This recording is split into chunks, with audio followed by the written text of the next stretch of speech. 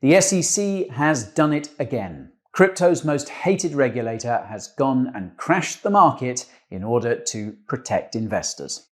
This time it's suing Binance US, Binance, and Binance's CEO Changpeng Zhao, as well as multiple entities affiliated with Binance and CZ. In its suit, the SEC also states that 10 of the largest cryptos are securities, including a stablecoin.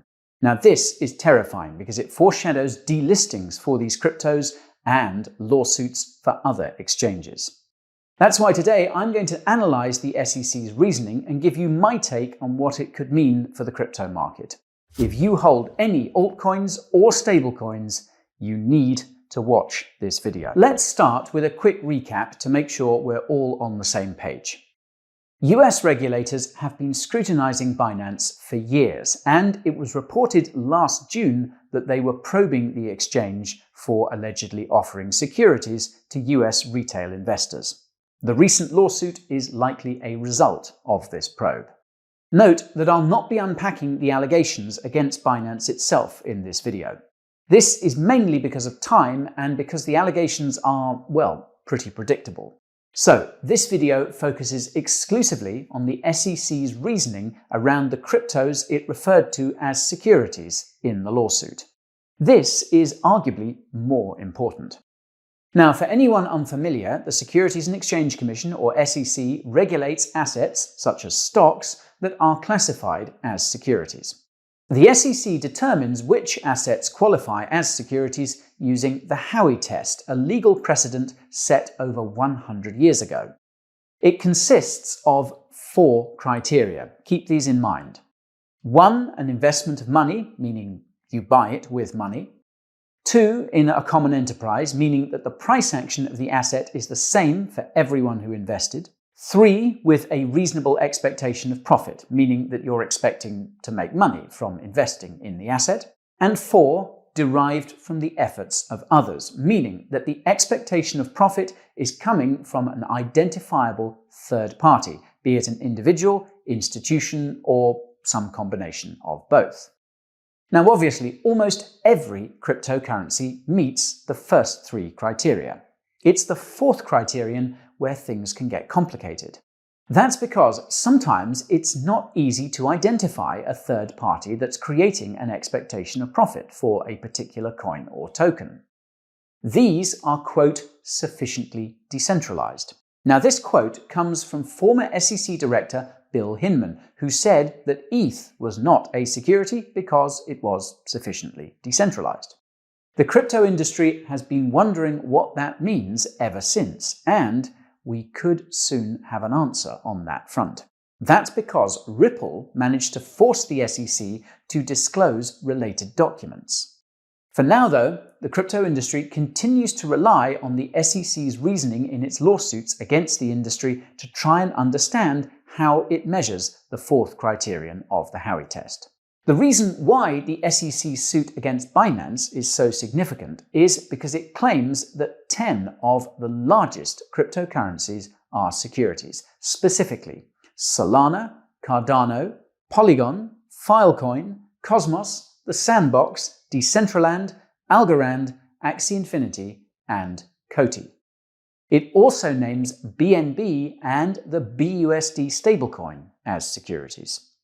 Now, to be clear, the SEC hasn't sued any of these crypto projects, at least not yet. Even so, it increases the risk that these cryptos will be delisted from US exchanges out of caution. It should go without saying, but you should be keeping any cryptos you're not actively trading on your personal crypto wallet, especially during times like these. The safest crypto wallets are hardware wallets. Now, the first crypto on the list is Solana's Sol. The suit's authors provide a brief description of the project and then point out that Sol can be staked and that a portion of all transaction fees are burned. They point out that Sol was sold across various ICO rounds, apparently with approval from the SEC. They take issue with the fact that Solana Labs worked with crypto exchanges like Binance US to get Sol listed. They also take issue with the fact that Solana Labs made various statements which likely led to a reasonable expectation of profit from everyone who invested in Sol. The suit's authors then go on to take issue with the fact that a large chunk of Sol's initial supply was allocated to the team.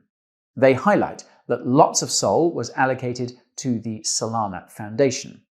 Now, this reminds me of comments made by SEC Chairman Gary Gensler during a recent hearing.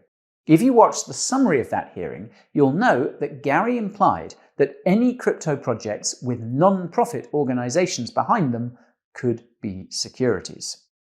This was a bombshell because it was assumed that crypto projects could avoid regulatory scrutiny by giving legal ownership of their projects to their foundations.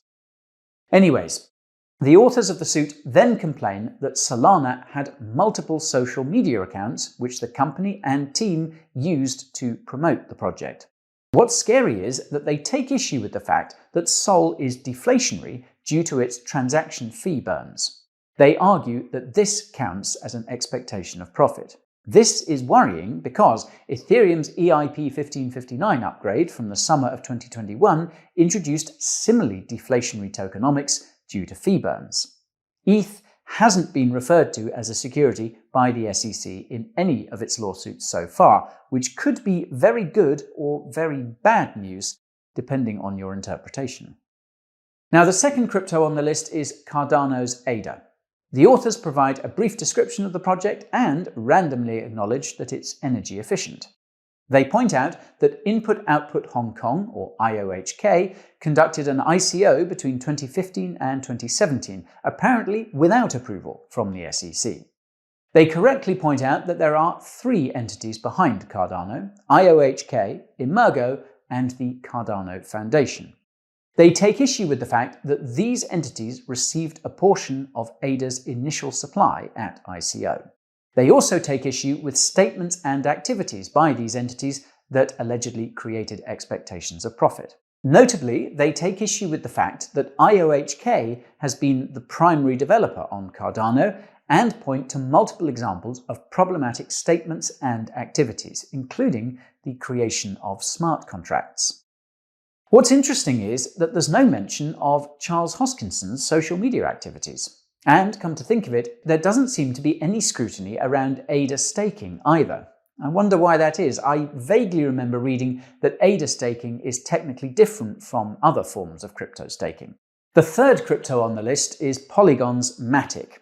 Now, this one isn't all that surprising, considering that one of the project's co-founders literally told US media that the company wouldn't be issuing a stock because it already had the Matic token. You'll know this if you've been keeping up with our Polygon updates. Oddly enough, the co-founder in question isn't mentioned in the lawsuit's overview of the project. It only mentions the original founders.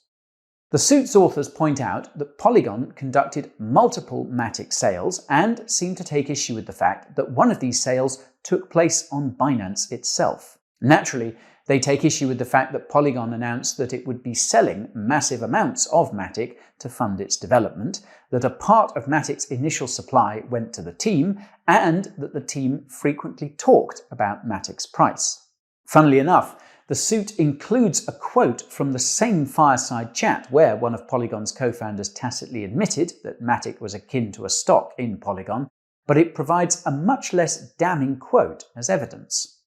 The authors also seem to have misspelt the co-founder's name. Classic SEC.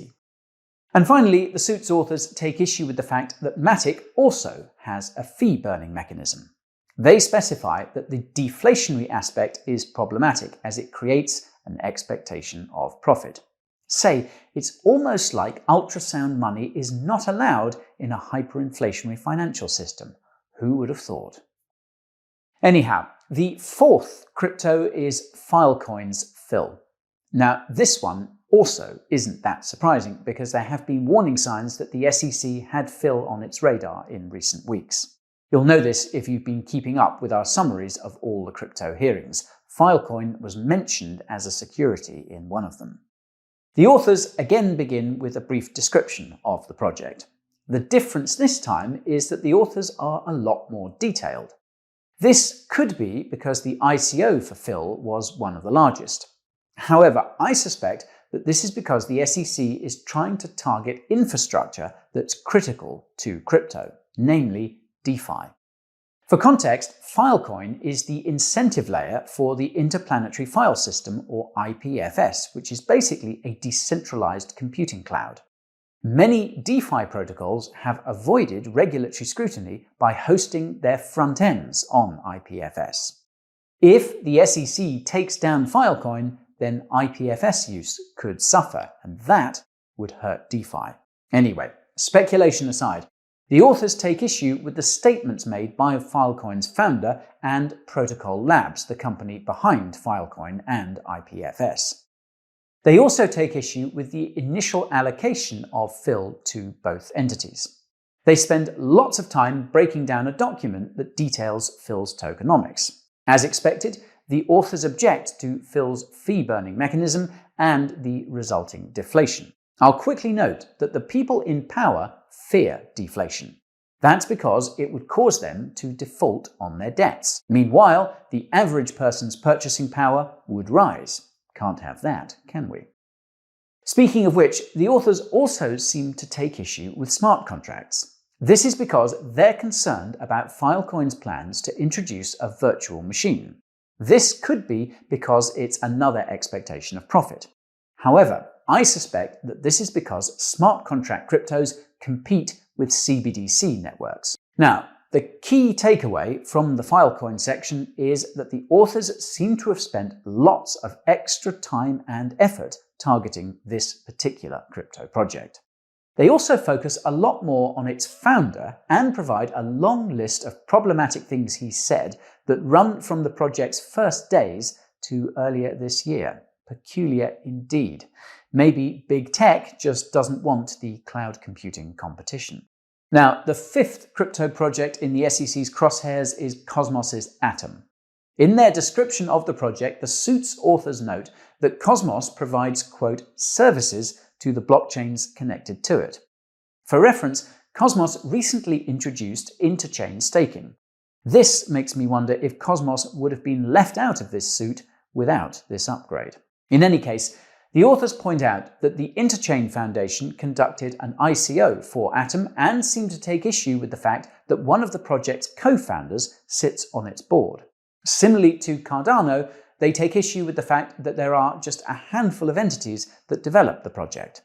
As you might have guessed, they also dislike the fact that these entities received a portion of Atom's initial supply. They object to statements made by these entities because they allegedly created an expectation of profit. They again highlight announcements about Atom being listed on exchanges. Now, the sixth crypto is similarly straightforward, and that's the sandbox's Sand. In their description of the project, the authors note that the sandbox was acquired by Animoca Brands in 2018. This is interesting because Animoca Brands appears to have close connections to Hong Kong authorities. Now, the authors take issue with the fact that the sandbox conducted multiple token sales for Sand, as well as the fact that the team tried to get the token listed on exchanges. They also note that a portion of Sand's initial supply went to entities behind the project. In contrast to the other crypto projects scrutinized in this lawsuit, the Sandbox publicly stated that it would be managing Sand's supply and demand to support its price, including buying and selling on exchanges. The suit's authors object to this, and if I'm being honest, I reckon most people would. Now, the seventh crypto is Decentraland's Mana, and the SEC's reasoning here is predictable by this point. Their issue is that when the ICO was conducted, a portion of Mana's initial supply was allocated to the team, and that the team created the expectation of profit for Mana holders. As a cherry on top, the SEC takes issue with the fact that Mana is burned when purchasing parcels of land. Fortunately, the suit's authors do not say that these land parcels are securities. Logically, this suggests that there is some process by which a crypto that's classified as a security becomes a commodity. Unfortunately, we won't be getting any regulatory clarity about that anytime soon, and we may never get regulatory clarity about this if an anti-crypto candidate is elected president in the US come 2024. The eighth crypto is Algorand's Algo. Now, if you've been keeping up with our analysis of the SEC's reasoning, you'll recall that the regulator referred to Algo as a security in its recent lawsuit against Bittrex as well. Not surprisingly, there are lots of similarities in this lawsuit, but also some differences.